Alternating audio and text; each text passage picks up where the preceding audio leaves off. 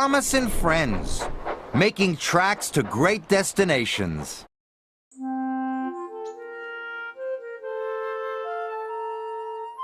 Dear Christopher, here is your friend Thomas the Tank Engine. He wanted to come out of his station yard and see the world. These stories tell you how he did it.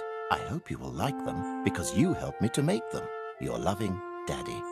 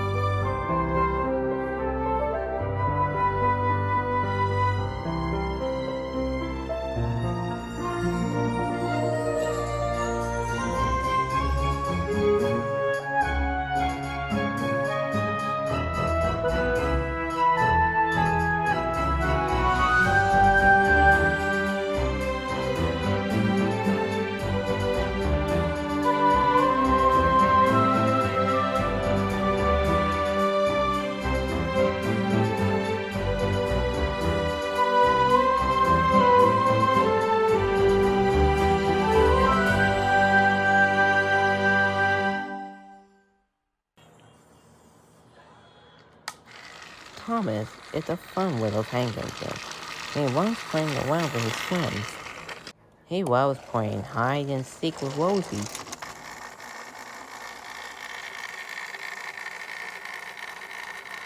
And he enjoys making some friends.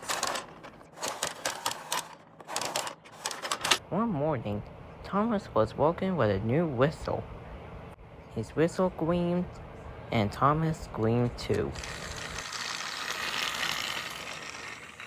And he blew it all day long. And he blew it softly, and he blew it loudly. He whistled at stations,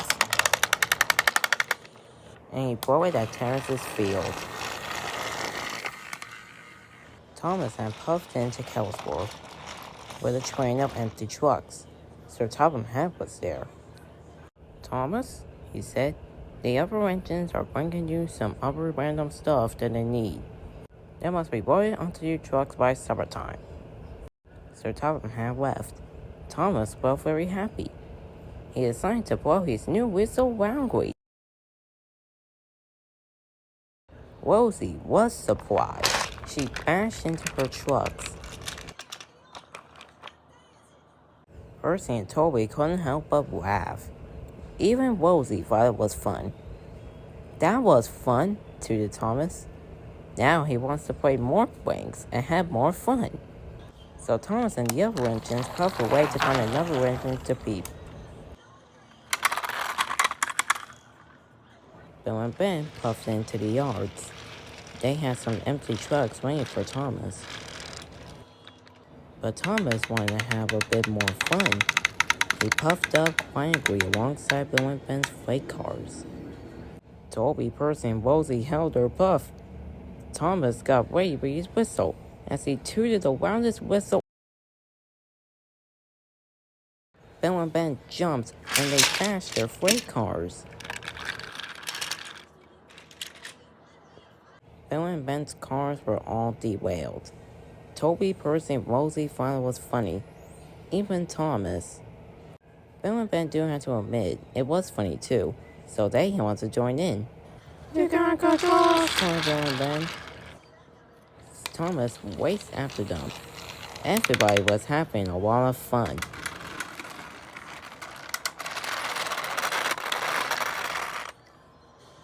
But nobody cleaned up the mess. Then Thomas had another idea. "Nia's coming with the trucks of hay soon," said Thomas. "How about we peep her up once?" The other engines were excited. And they always found hiding places As Nina puffed in towards the yard, there was nobody to be seen. Now, cried Thomas, and he blew his new whistle as loudly as he could. The other engines blew their whistles too. Nia burst into the buildings in surprise. Hay flew over everywhere. Nia, you okay? Asked Ben. Yeah, fine. But now I am. You can't even catch me.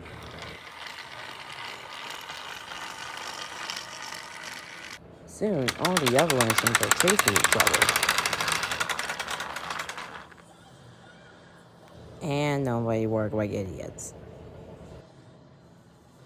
Then Thomas had a final idea. How about if I gave James a big scare, like, over our whistles? The other engines thought it was a very great idea, especially Toby. James was just resting on top of the tracks, and Thomas backed up.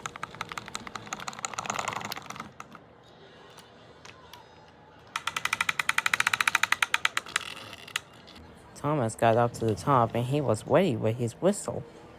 The other engines are ready too. James had shot forward. He raced down the hill and he crashed.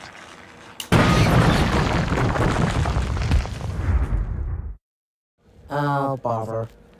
Luckily, nobody was hurt. Then Sir Topham had arrived. He was very cross. What has been going on here? He said sternly.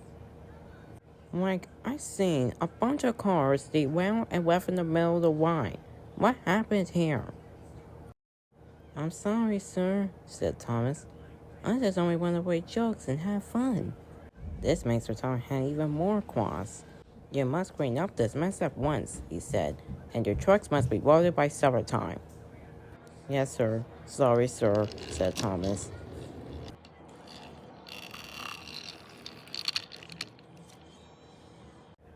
So what pranks are we going to do now, Thomas? Asked Ben. Sadly, I don't have any, said Thomas.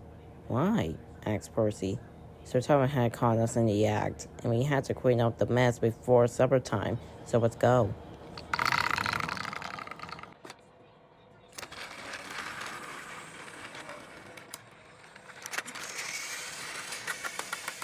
Six and a half hours later.